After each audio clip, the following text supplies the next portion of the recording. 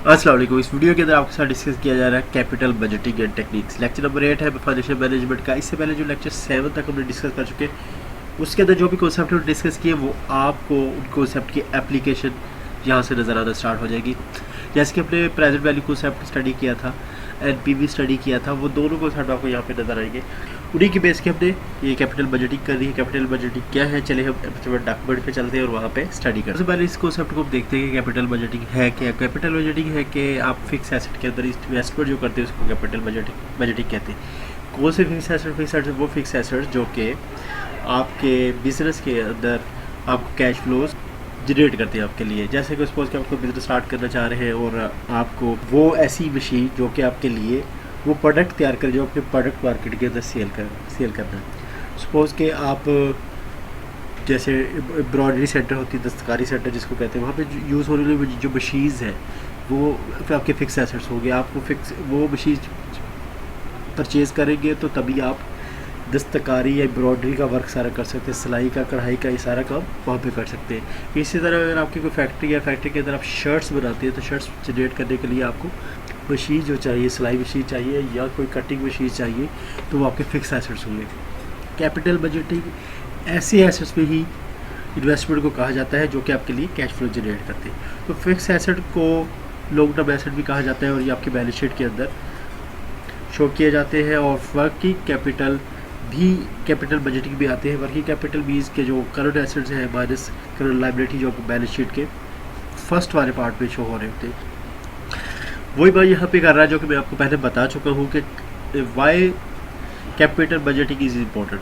देखिए जी, अगर आप ऑलरेडी आपका बिजनेस है, आप बिजनेस को एक्सपेंड करना चाहते हैं तो बिजनेस एक्सपेंड तभी होगा कि आप ज़्यादा प्रोडक्ट पैदा करें और ज़्यादा प्रोडक्ट सेल करें।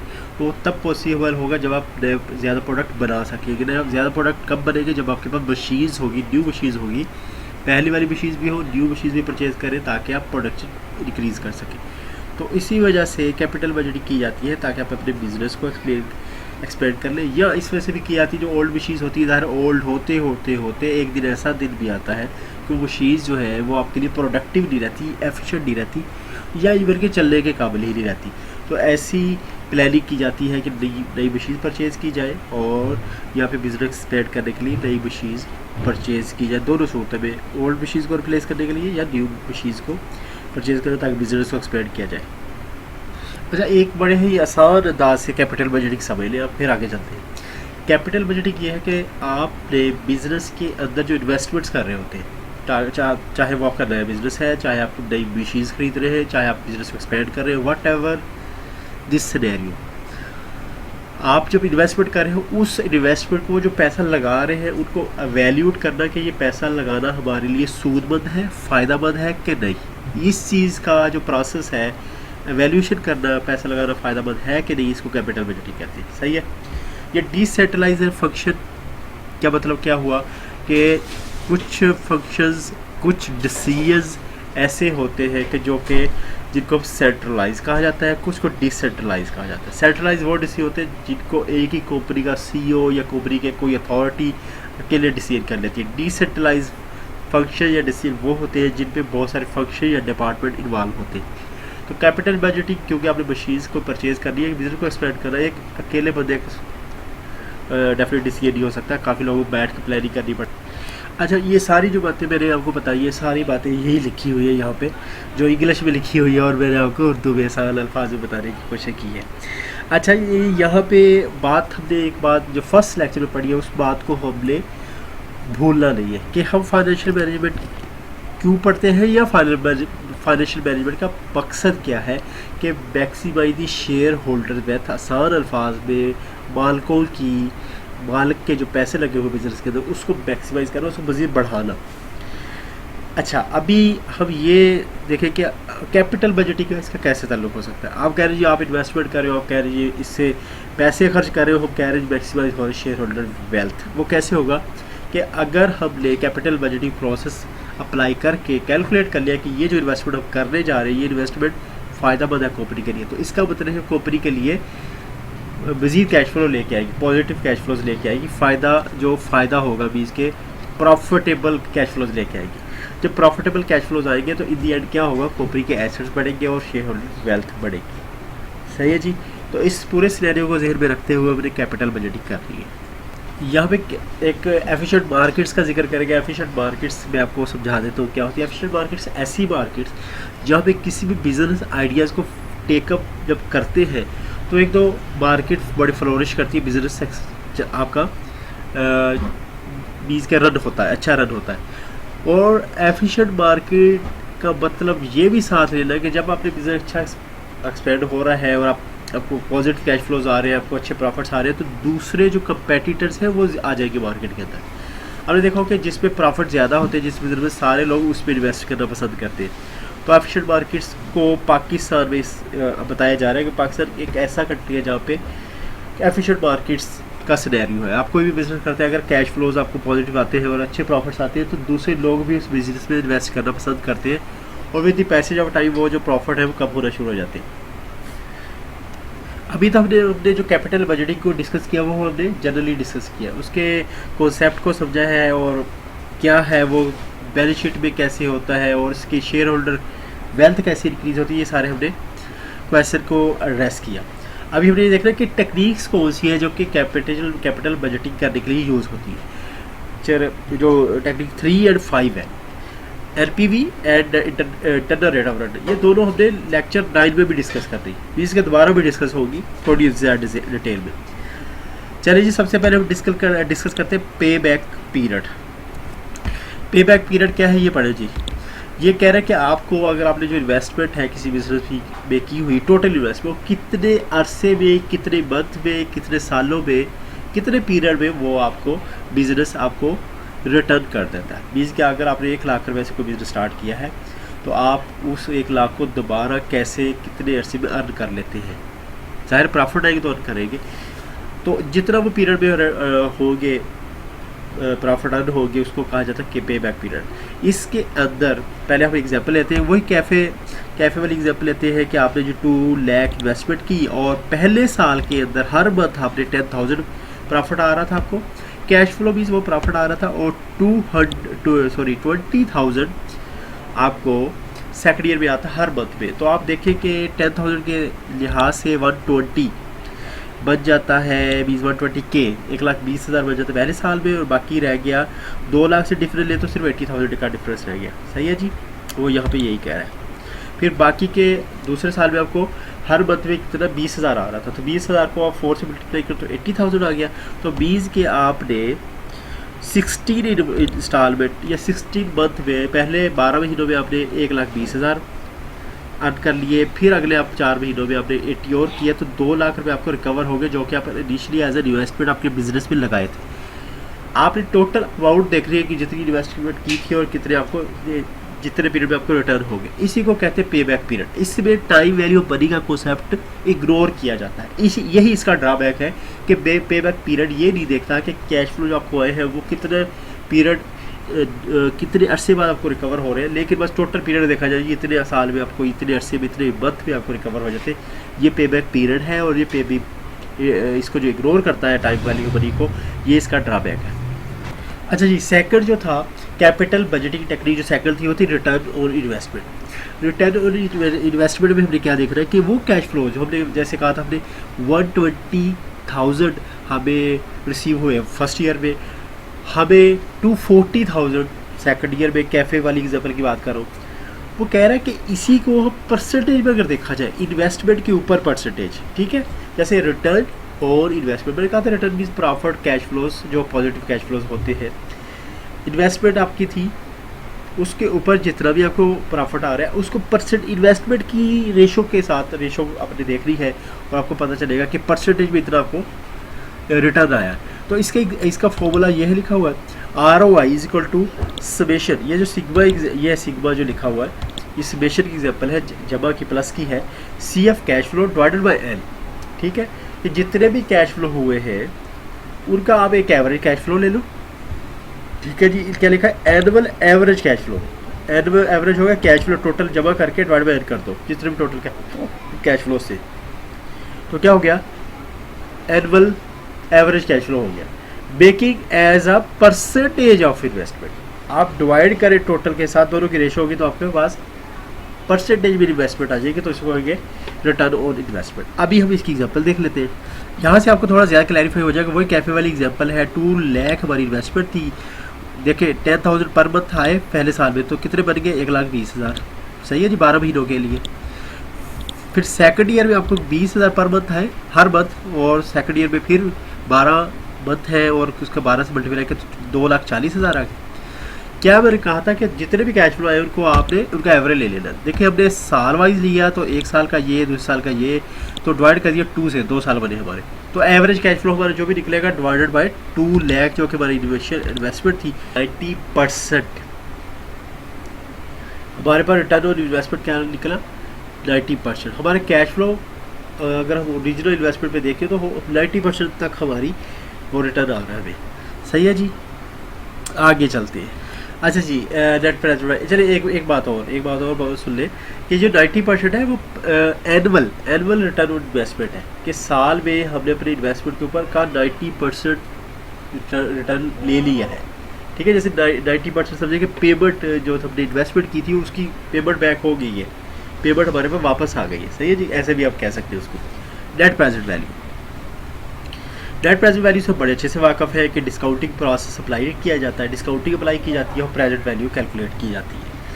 वो जो प्रेजेंट वैल्यू कैलकुलेट की जाती है उसको हमने इन्वेस्टमेंट में से जो है वो उसमें माइनस करते हैं, तो वाकई जो बाकी का हमारे पास फिगर बचता है उसको कहते हैं net present value. Net present value वो होता है कि आज की डेट में हमारे पास फ्यूचर में जो अमाउंट हमारे इन्वेस्टमेंट से ऊपर हमें आ रही होती है उसको हम कह रहे होते हैं नेट प्रेजेंट वैल्यू। या अगर हम उसको इन्वेस्टमेंट ऐड कर दें तो हमें ये भी पता चलेगा कि फ्यूचर में हमारे पास हमारे बिजनेस की वैल्यू ये हो जाएगी। यहाँ पे आपको मैं दोबारा चेक करवा देता हूँ कैसे। पहले तो आप ये देखिए कि future incremental after tax net cash flow, जो हमें कैश फ्लोज को मिलेगी हमने उसमें से टैक्स माइनस कर देना, उसके बाद इनिशियल इन्वेस्टमेंट माइनस करनी है, फिर एनपीवी निकलेंगे। एनपीवी का फॉर्मूला का थोड़ा समझे आप, NPV is equal to minus I dot, means K I minus इस वजह से कि आपका आउटफ्लो हो रहा है, इन्वेस्टमेंट आउटफ्लो हो रही है।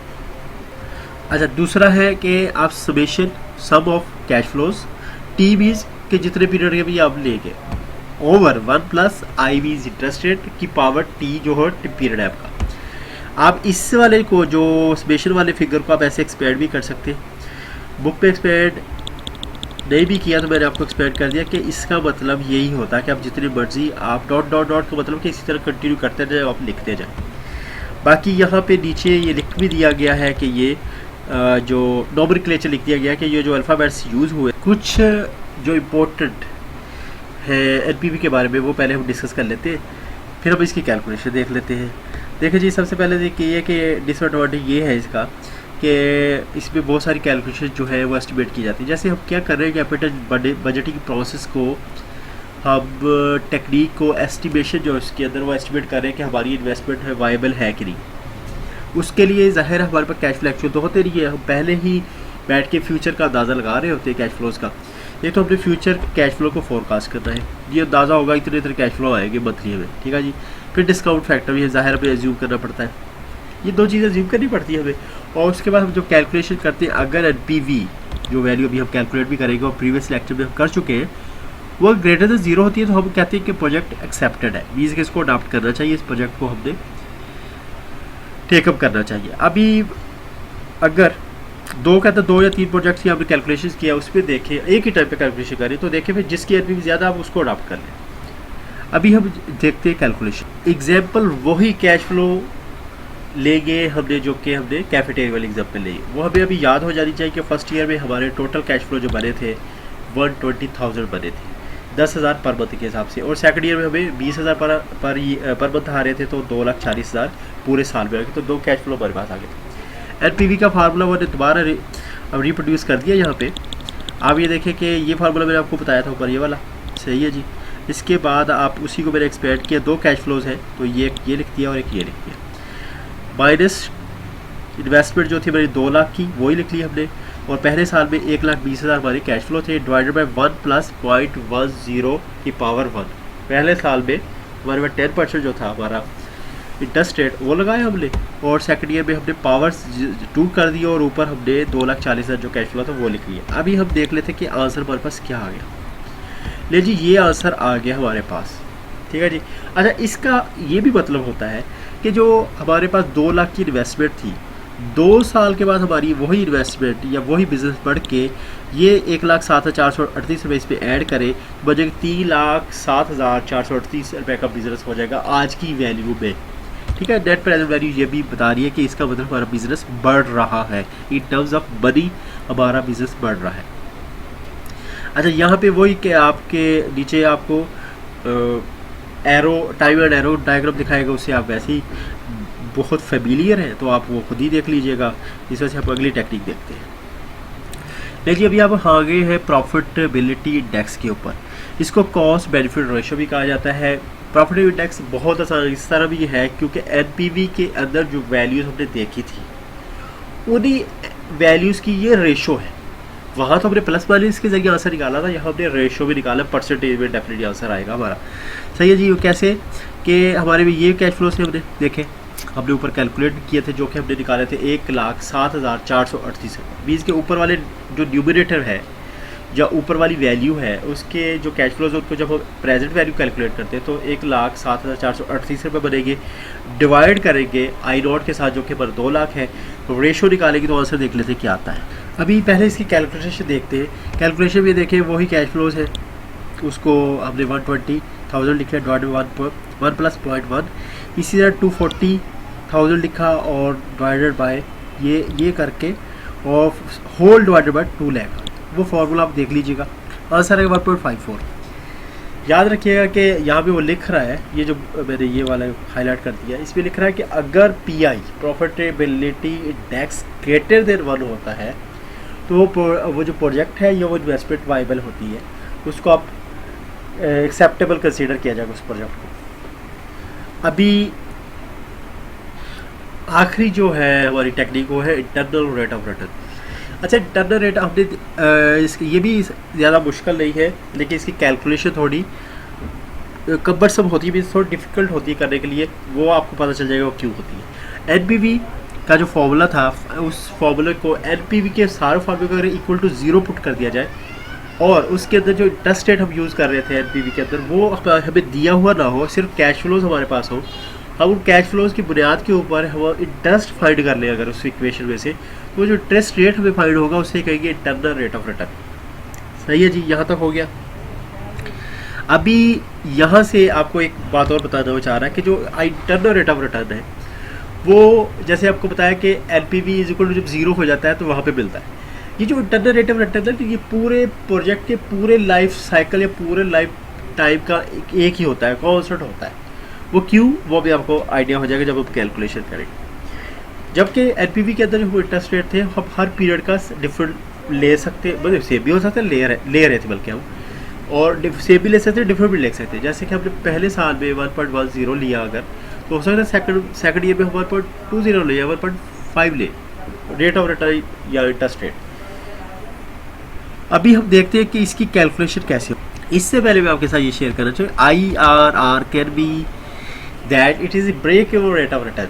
इसका क्या मतलब हुआ, कहता है कि जो इंटरेस्ट रेट हम निकालेंगे और एक जाहिर हमारे पे कैश फ्लो 2 या 3 लिए, 2 या 3 साल के लिए, फर्ज कर 3 साल के लिए, और हमने एक इंटरेस्ट रेट फाइंड कर लिया, उसको हमने कहा जी IRR।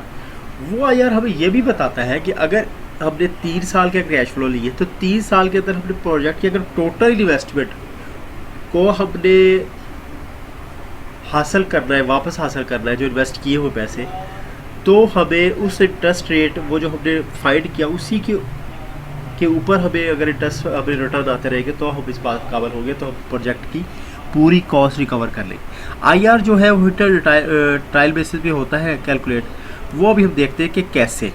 ये देखिए जी, फॉर्मूला वही है एनपीवी का फार्मूला, IRR इक्वेशन है क्या है, इसको ये रहूँ लेकिन लिखी क्या है एनपीवी, ये इक्वेशन लिख ली। ठीक है जी, अब हमने ये एनपीवी अभी मैं वैसे लेके चल रहा हूँ, यहाँ तक मैंने वैसे का वैसे ही रखा है। कैलकुलेशन एनपीवी के अंदर जो वैल्यू पुट की थी यहाँ तक, अब समझाने के लिए मैंने वैसे रखा कि एनपीवी के अंदर मैंने क्या कहा था, एनपीवी इक्वेशन को जहाँ पे हम इक्वल टू 0 पुट करते हैं और इंटरेस्ट को हमने जो इंटरेस्ट अननोन होता है हमारे साथ पास, जैसे ये IR ये आई था, ये आई था, इसको मैंने IRR लिख दी। ठीक है, इंटरनल रेट ऑफ रिटर्न वाली इक्वेशन में जाने के लिए। अभी एनपीवी को पुट करना इक्वल टू 0, ये कर दिया जी, पुट इज इक्वल टू 0, सही है जी। बाकी सारी वैल्यूज देख ले, ऊपर वाली ये सारी वही नज़र आ रही। अभी हमने हीटर ट्रायल बेसिस के ऊपर हमने फाइंड करना है आंसर के हमारे पास आई कितना निकलता है, सही है जी। अभी हम देखते हैं, अच्छा अभी आई फाइंड करने के लिए हमें आई की वैल्यू खुद से इंटर करनी है। जैसे फर्ज करें हमने पहले 10% इंटर किया तो हमारे पास आंसर आया ये। अच्छा मकसद क्या है, हम ऐसे कैलकुलेशन करने में मकसद क्या है, हमारी इक्वेशन के लेफ्ट साइड पे है 0, अगर राइट साइड पे भी 0 आ जाता है हमारे पास, और वही वैल्यू जो आई की जिस वैल्यू के ऊपर लेफ्ट और राइट इक्वेशन इक्वल हो जाती है, हम आई की उस वैल्यू को कहेंगे कि ये इंटरनल रेट ऑफ रिटर्न है। फाइंड करने का तरीका ये कि आपने खुद से आई आर इंटर करते रहना। अभी एक वैल्यू की 10% की और हमारे पास 1,07,483 आया। अभी और वैल्यू इंटर करके देखते हैं, लेकिन सेकंड यहाँ पे पुट करा 50%, ठीक है जी। सारी इक्वेशन में 50% पुट किया, इस पे सारी इक्वेशन में पुट किया तो आंसर आया -13,333 रुपये। तो वो कह रहा है कि अभी इसको अपने 0 के पास लाइए, माइनस में चला गया। तो खैर हमें वो नेट एक वैल्यू जो उसने कैलकुलेट किया होती है कि कह रहे 43.6 पे अगर जब हम इंटरेस्ट रेट आई आर उसे पुट करते हैं तो हमारे पास -48 आंसर आ जाता है, जो कि अप्रॉक्सीमेटली 0 है। जहाँ पे हमने थाउजेंड्स और लैक्स की बात कर रहे हैं तो वहाँ पे 48 को समझे कि ये अच्छा रिजल्ट आ गया हमारे पास। तो 43.6 को हम कहेंगे इंटरनल रेट ऑफ रिटर्न।